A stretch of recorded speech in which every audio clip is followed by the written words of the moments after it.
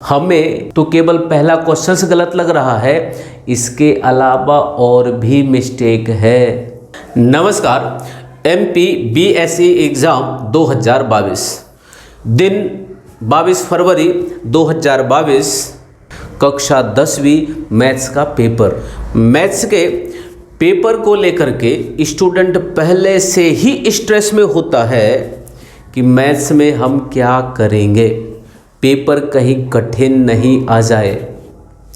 जैसे ही student class के अंदर एग्ज़ाम हॉल में एंट्री करता है, क्लास की सारी फॉर्मेलिटी कॉपी फिलअप करना, उसके हाथ में जैसे ही पेपर आता है, पेपर खोलता है और पहला क्वेश्चन पढ़ता है, HCF ऑफ 91 and 21। ओ, पेपर का पहला क्वेश्चन देख करके बहुत ज़्यादा खुश होता है कि HCF LCM छोटी क्लास से पढ़ते आए हैं तो इसको तो मैं कर ही लूँगा। और उसको जस्ट फास्ट रफ वर्क में गया और पूरी मेहनत की, सॉल्व किया, ये निकाला आंसर, फिर आंसर को मैच किया।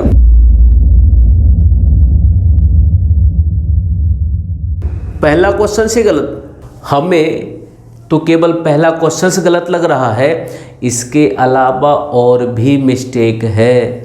मिस्टेक जानना है तो पूरा वीडियो देखिए और देखिए ऑब्जेक्टिव में और क्या गलती हुई है।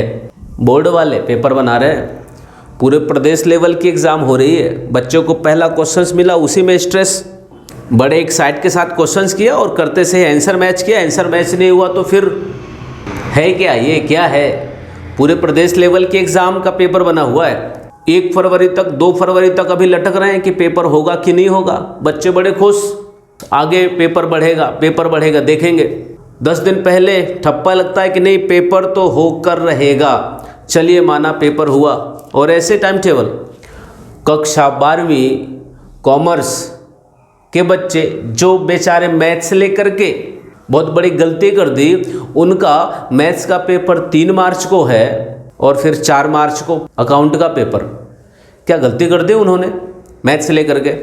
इस वीडियो को इतना शेयर कीजिएगा कि उनको भी मालूम पड़ जाए, जो आपकी कॉपी चेक करेंगे, कि इस फर्स्ट क्वेश्चन के अलावा भी हमें इस 4th के सेकंड क्वेश्चंस में भी नंबर देना है।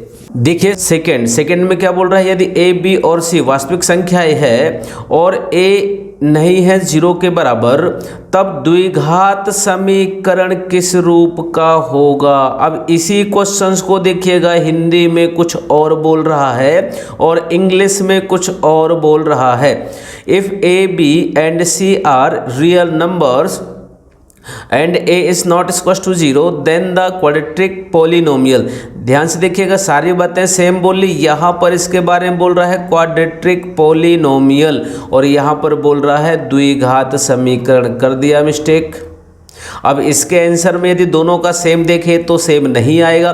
द्विघात समीकरण वाले बच्चे लिखेंगे ax² plus bx plus c equal to 0 और क्वाड्रेटिक पॉलिनोमियल वाले बच्चे लिखेंगे इसको ax² plus bx plus c।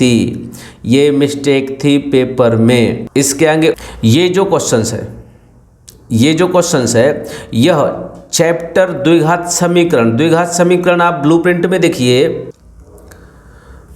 देखिए, द्विघात समीकरण यह जो है चैप्टर 4 का है और चैप्टर 4 में से कितने ऑब्जेक्टिव आने थे? 2 ऑब्जेक्टिव। द्विघात समीकरण से 2 ऑब्जेक्टिव। तो आप देखिएगा ध्यान से, यहाँ पर जो द्विघात समीकरण से क्वेश्चंस आए हैं वो कितने आए हैं, हिंदी वाले बच्चे देखेंगे। पहले ये समीकरण निकाय हटाइए, इसको द्विघात बहुपदी भी हटाइए। ये देखिए द्विघात समीकरण, ये है चैप्टर 4 का है। आगे देखिए एक क्वेश्चंस द्विघात समीकरण का, फिर एक ये हो गया, ये है चैप्टर 4 का, 2 क्वेश्चंस हो गए कंप्लीट।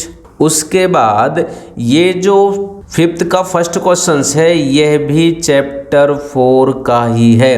तो इस तरह से ब्लूप्रिंट में 2 मार्क्स का पूछ रहा है, लेकिन यहाँ पर क्वेश्चंस कितने आ गए? 3 क्वेश्चंस आ गए हिंदी वाले बच्चों के लिए। और इंग्लिश वाले बच्चों की बात करें तो इंग्लिश में देखिए जो पेपर बना उसमें क्या किया कि जो सिस्टम है एकदम सही है, पूरा बरोबर है। क्योंकि इंग्लिश में देखिए क्वाड्रेटिक इक्वेशंस का एक क्वेश्चन ये चैप्टर 4 का हो गया, और एक क्वाड्रेटिक इक्वेशंस का जो क्वेश्चंस आएगा वह होगा लास्ट क्वेश्चंस ये चैप्टर 4 का। इसके अलावा और कोई से भी क्वेश्चंस नहीं होंगे। तो इंग्लिश में ब्लूप्रिंट एकदम सही चल रहा है, बट हिंदी वाले बच्चों के लिए ब्लूप्रिंट गलत हो गया।